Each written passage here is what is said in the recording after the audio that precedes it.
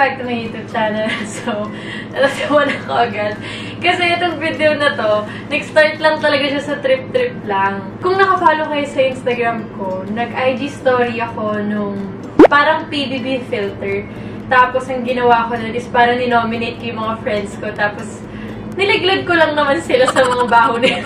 And then, nakita ko, yung feedback niya, natuwa kayo. Binasa ko yung mga message questions, nakita ko yung reactions, may talagang tawa kayo ng tawa. So, naisip ko, bakit hindi ko na lang siya gawa ng content para mas mahaba? Kasi di ba sa IG story, 24 hours lang, so hindi nyo na makikita. At least dito, nailapag na natin dito. So, ayan, nakikita nyo na sa title na ang gagawin natin ay save or evict. So, i-feel natin na dito tayo sa PBB. Dahil para naman tayo nasa PBB house, dahil nandito na tayo sa bahay, kakaririn na natin. And nag-post ako sa Instagram kung may mga masasuggest kayong names, kung sino yung mga gusto nyong housemates sa video na to. So, nasa sa akin na kung isi-save ko sila already. Guys, pag sinabi kong i-evict ko sila, tapos ito yung rason, hindi ibig sabihin, ay, ayaw ko sa kanila or what. Itong video na to, guys, ay trip-trip lang. Pa-disclaimer na muna lahat ng mga babanggitin ko dito, kakilala ko naman. At itong video na to, wala lang. Namimiss ko lang talaga yung mga kakilala ko sa labas, so, i-diss ko lang sila. Tapos nakasuot pala ako ng AirPods kasi mamaya, kapag nag-start na tayo ng challenge, i-play ko dito sa ears ko yung background music sa confession room pagkausap ng mga housemates si Kuya para naman feel ko na na-nominate talaga ako ng tao. So yun guys, biro-biroan lang lahat ng mga sasabihin ko. Don't take it personally. Enjoy lang tayo at let's get started. Kuya, feeling ko po i-evict ko na lang po si Ate Michelle kasi nung sinabi niyo po na mag-impake kami para po pumunta sa bahay niyo.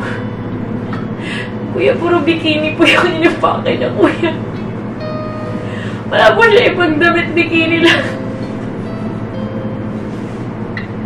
Yung dalawa ko pong Kuya, evict ko na lang po sila. Kasi Kuya, patagal po ng patagal na. Araw-araw ko po silang nakikita. Papangit sila ng papangit, Kuya. Ang sakit na sa mata, Kuya.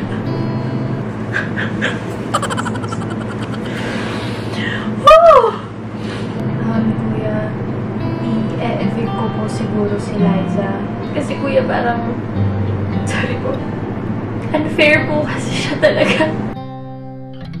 Alam niyo po yung todo effort po kami sa ayos. Tapos siya po gigising niya, maganda na siya agad. Tsaka Kuya, wala pong gustong tumabi sa kanya kasi lahat po pumapangit. Kuya, siguro po i-evict ko po si Kuya Kong tsaka si Ate V. Para Kuya, magpakasal na sila sa labas. Kay Jai naman, Kuya. Para po gusto ko po siyang i-save, Kuya. Kasi po, Kuya, last time po na nakita kami, nakatingin lang po ako sa puwet niya, Kuya. Sobrang ganda po. Kailangan ko po malaman kung paano po magkaroon ng ganong kalaking puwet. Ay, si Mika po, Kuya, i-evict na lang po, Kuya. Kasi po, Kuya, wala na pong tubig dito sa bahay. Inubos na po lahat. Next target niya na po yung pool, Kuya. Poying and Meg. Kuya, siguro po, si Poying po, i-evict ko na lang po, Kuya. Kasi po, Kuya, yung mga regalo po ng fans na sweets, inubos niya po lahat yun, Kuya.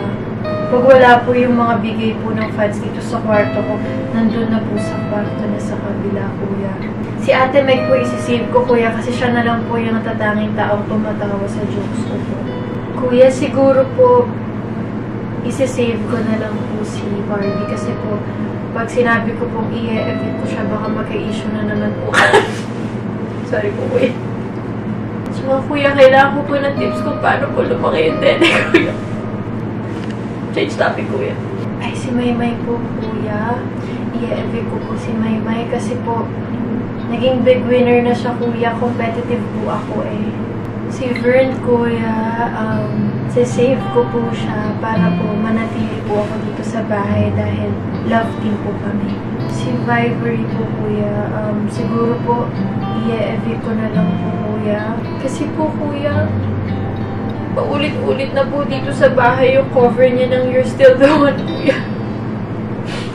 Memorize ko na po pati paghinga niya, Kuya. Wala na po ibang pinatugtog dito sa bahay kundi yung You're Still the One niya. Si Aura, kuya. Oh my gosh. I-epic ko po siguro si Aura, kuya.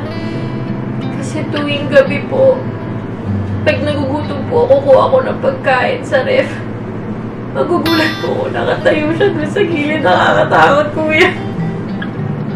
Parang lagi po siyang nambibigla, kuya. Lalo na po pag di po siya nagkasalita, tapos nakatingin lang siya sa'yo, tapos madilim. Kuya, promise.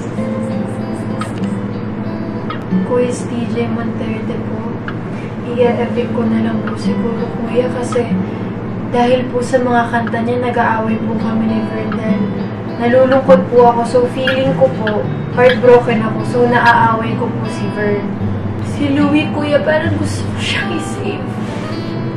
Kasi kuya, hindi ko siya maintindihan. Sobrang corny niyang tao. Pero, may sense siya. Sobrang corny niya po, pero tawang-tawa ako sa kanya. Kuya, si Bam Swing po, walang jowa. Kuya, sorry po. Alam ko pong best friend ko to, pero i-evict ko po siya kasi plastic po siya, kuya. Sobrang bait niya po kapag kaharap niya po yung mga magulang ko. Pero po, ang babastos sa mga sinasad niya sa akin sa TikTok.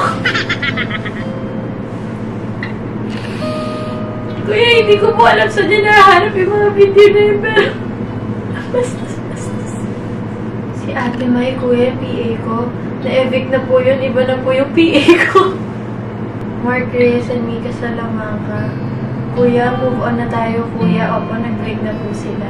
Ito pong si Kuya Matt, kuya. Ang lakas po ng loob mag-comment. Alam niya naman po kahit anong mangyari. I-evict at i-evict ko po siya. Kuya, si Loisa po. Isa-save ko na lang, kuya.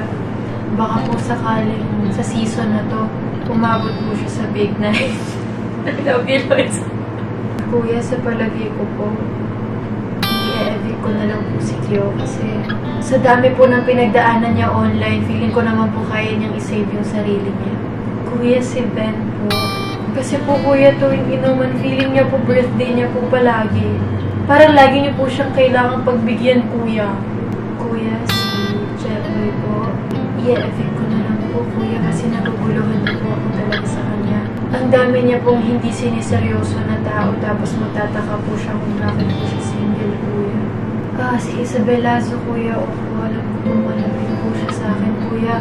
Pero i-evict ko na po, kuya, kasi po nararamdaman ko po talaga na may gusto po siya talaga sa jowa ko, kuya. No joke. Eh, kuya, housemate po ba yun? Sorry po, Vernong lang po kasi kilala ko. Nakakakaba. Si Ate G po, kuya. Siguro po isi-save ko na lang po siya, kuya, para po madagdagan po yung ratings ng show dahil po sa issues.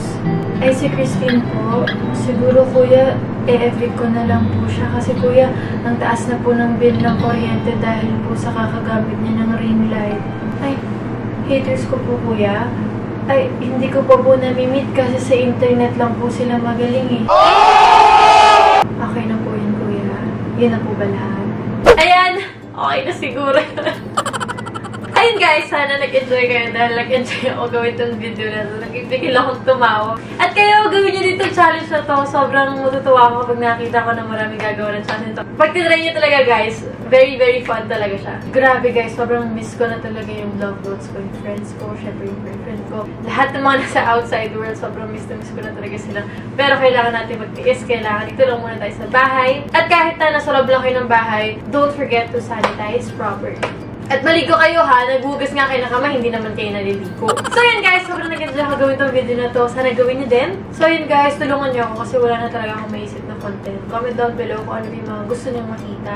Except siguro yung mga room tour, house tour kasi hindi pa prepared ang aming house para dyan. Kung may mga gusto kayo na makasama ko sa video, kaya naman gawa ng paraan, video call na lang or whatsoever, kayo bahala. Comment down below kung ano yung mga gusto nyo makita klaseng content sa channel ko. So yun, thank you guys so much for watching. Don't forget to subscribe to my YouTube channel, follow me on my social media accounts, and I'll see you guys soon. Keep safe guys. Love you.